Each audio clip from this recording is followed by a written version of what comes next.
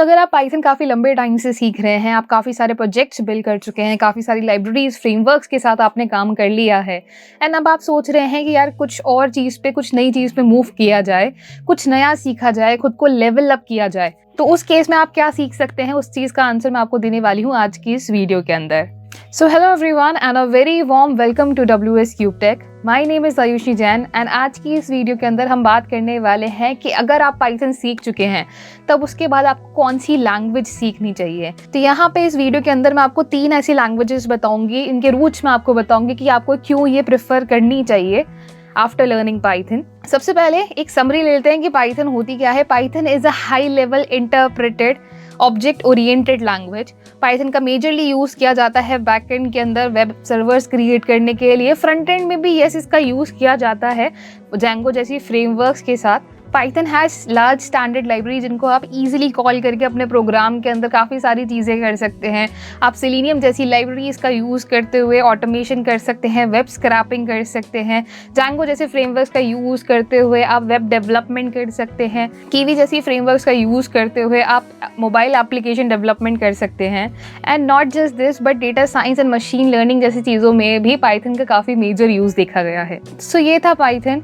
But अब Python के बाद क्या? अब अगर आप पाइथन सीख चुके हैं और आप चाहते हैं कि आप कोई नई प्रोग्रामिंग लैंग्वेज या कुछ दूसरी प्रोग्रामिंग लैंग्वेज सीखें, तो मैं आपको बताने वाली हूँ 3 ऐसी प्रोग्रामिंग लैंग्वेजेस बेस्ड ऑन कि आपको यहाँ पे पाइथन से ही मिलती जुलती किसी लैंग्वेज पे काम करना है, पाइथन से एकदम अलग लैंग्वेज पे काम करना है, या ऐसी लैंग्वेज पे काम करना है जो कि पाइथन से ईजिली मिक्सअप हो जाए। तो इन 3 लैंग्वेजेस के बारे में बात करेंगे हम यहाँ पे। सबसे पहले एक ऐसी लैंग्वेज के बारे में बात करते हैं जो कि पाइथन के साथ इजीली मैशअप हो जाती है, दैट इज जावास्क्रिप्ट। जावास्क्रिप्ट की अगर हम बात करें तो आप कभी भी अगर किसी भी वेबसाइट को आपने विजिट किया है, आप वेब पे कहीं भी गए हैं, तो जावास्क्रिप्ट से आप इंटरेक्ट कर चुके हैं। सो गाइस, जावास्क्रिप्ट जैसे पाइथन का यूज़ किया जाता है वेब सर्वर्स क्रिएट करने में या फिर डेटाबेस को हुकअप करने के लिए, वैसे ही जावास्क्रिप्ट का यूज़ किया जाता है फ्रंट एंड के अंदर कि आपको अगर वेबसाइट का यूज़र इंटरफेस क्रिएट करना है, वेबसाइट आपको दिखानी है कि आपकी वेबसाइट कैसी होनी चाहिए, तो वहाँ पे हमारे पास जावास्क्रिप्ट का यूज़ आता है। अब जावास्क्रिप्ट यहाँ पे अकेली नहीं होती है, जावास्क्रिप्ट के साथ हमारे पास HTML एंड CSS भी होता है। इन दोनों को हमें सीखना होता है along with JavaScript and easily ये पाइथन के साथ मिक्स एंड मैच हो जाती है। जावास्क्रिप्ट के अंदर आप रिएक्ट जैसी लाइब्रेरी पे काम कर सकते हैं, एंगुलर जैसी फ्रेमवर्क के साथ आप काम कर सकते हैं। पाइथन जहाँ पे बैक एंड में काम करेगा, वहीं जावास्क्रिप्ट आपकी फ्रंट एंड आपको क्रिएट करके देगी एंड यही आपको बना देंगे एक full stack developer. So if you are looking for a language जो कि आपको कम टाइम के अंदर काफी अच्छी जॉब दे सकती है, देन दैट इज जावास्क्रिप्ट। तो जावास्क्रिप्ट की अगर मैं बात करूँ तो there are millions of companies that are using JavaScript, millions of websites जिनके अंदर जावास्क्रिप्ट का यूज किया जा रहा है, मिलियंस ऑफ पीपल इनको यूज कर रहे हैं। एंड वंस आप जावास्क्रिप्ट सीख जाते हैं तो जावास्क्रिप्ट के बाद पाइथन की ही एक फ्रेमवर्क है दैट इज जैंगो। उसका यूज करते हुए आप काफी अच्छी एप्लीकेशंस क्रिएट कर सकते हैं। इसके कुछ एग्जांपल्स है कि अगर आपने कभी इंस्टाग्राम यूज किया है तो वो एक एग्जांपल हो गया। अगर आपने कभी स्पॉटिफाई की वेब एप्लीकेशन यूज करी है, दैट इज अनदर एग्जांपल। अगर आपने कभी पिंटरेस्ट की वेबसाइट यूज करी है, that is another example. So if you are someone जो कि ज्यादा डिटेल के अंदर नहीं जाना चाहता, जो कि ज्यादा कंप्यूटर के अंदर की डिटेल्स के अंदर नहीं जाना चाहता, बट प्रोजेक्ट्स पे वर्क करना चाहता है, अच्छी जॉब पाना चाहता है कम टाइम के अंदर, then I would recommend JavaScript. अब बात करते हैं सेकंड नंबर की लैंग्वेज। सेकंड नंबर की लैंग्वेज ये एक पाइथन से एक कंप्लीटली डिफरेंट लैंग्वेज है। इसका पाइथन से कोई लेना देना भी नहीं है, बट क्यों इसको सीखा जाए वो मैं आपको बताती हूँ। So this language is C++। की अगर हम बात करें then it is a very powerful language. इसका use tens of millions of development projects के अंदर किया जाता है। ये मैं एग्जैजरेट करके नहीं बोल रही हूँ, बट लिटरली अगर आपको कोई भी ऐसी चीज़ क्रिएट करनी है जिसके अंदर आप फास्टली डेवलपमेंट कराना चाहते हैं, then C++ is your answer.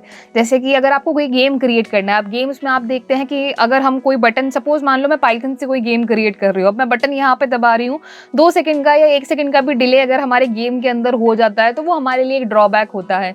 तो उस केस में हम यहाँ पे C++ का यूज़ करें कि कितने फास्ट यहाँ पे गेम डेवलपमेंट किए जा सकते हैं। With the help of C++ आप काफ़ी सारे कोर कॉन्सेप्ट समझ सकते हो कंप्यूटर के, कि कैसे आप मेमोरी को मैनेज कर सकते हो। फॉर एग्जाम्पल, आपको कोई प्रोग्राम बनाने को दे दिया, but at the same time आपको मेमोरी बता दी कि यार इससे ज़्यादा मेमोरी यहाँ पे यूज़ नहीं होनी चाहिए, तो उस केस में हम C++ का यूज़ कर सकते हैं। अगर हमें कोई माइक्रोचिप का सॉफ्टवेयर क्रिएट करना है तो हम वहाँ पे C++ का यूज़ कर सकते हैं। अगर कोई कंपाइलर क्रिएट करना है तो वहाँ पे C++ का यूज़ किया जाता है। C++ आपको एक्सपोज करता है with the concepts of pointers, references, addresses, memory management and lots more. So यहाँ तक ये तो समझ में आ गया कि C++ एक बहुत ही फास्ट लैंग्वेज है, but at the same time it is very challenging. इसलिए मैं रिकमेंड कर रही हूँ कि पाइथन सीखने के बाद आप C++ पे आएँ, तो आपको यहाँ पे पता चलेगा कि इसके कोर कॉन्सेप्ट्स क्या हैं। कुछ लोग प्रेफर करते हैं C++ को पहले ही सीख लेना, अब वो हर किसी के लिए अच्छा नहीं है। किसी कोई बिगिनर है फॉर अ प्रोग्रामिंग लैंग्वेज, तो दो तरीके के लोग होते हैं कि जिनको एक तो कॉन्सेप्ट डायरेक्टली स्ट्राइक कर जाए, कुछ लोगों को टाइम लगता है। अगर आप C++ से डायरेक्टली प्रोग्रामिंग स्टार्ट करते हैं तो कंपेरेटिवली आपको ज़्यादा टाइम लगेगा। अगर आपने कोई लैंग्वेज पहले से पढ़ रखी है जैसे कि पाइथन, तो उसके अंदर आपको कॉन्सेप्ट समझ में आएंगे, बट जब आप C++ की तरफ आओगे तो आप more towards the core of computer आप जाओगे कि कैसे ये कोड्स वर्क कर रहे हैं, कैसे यहाँ पे मेमोरी मैनेज हो रही है, कैसे अंदर चीज़ें वर्क कर रही है। एंड अगर जॉब मार्केट की भी बात की जाए तो यस, काफ़ी सारी कंपनीज इसकी डिमांड करती है because of its high scalability and fast development. So guys, ये थी हमारी लैंग्वेज नंबर 2। अब बात करते हैं हमारी थर्ड लैंग्वेज की, जो कि हमारी पाइथन से काफ़ी मिलती जुलती है। दैट इज़ गो लैंग्वेज, या फिर गो भी इसे बोला जाता है। गो को गो लैंग भी बोल सकते हो, गो लैंग्वेज भी बोल सकते हो, या फिर सिर्फ आप गो प्रोग्रामिंग लैंग्वेज भी बोल सकते हैं।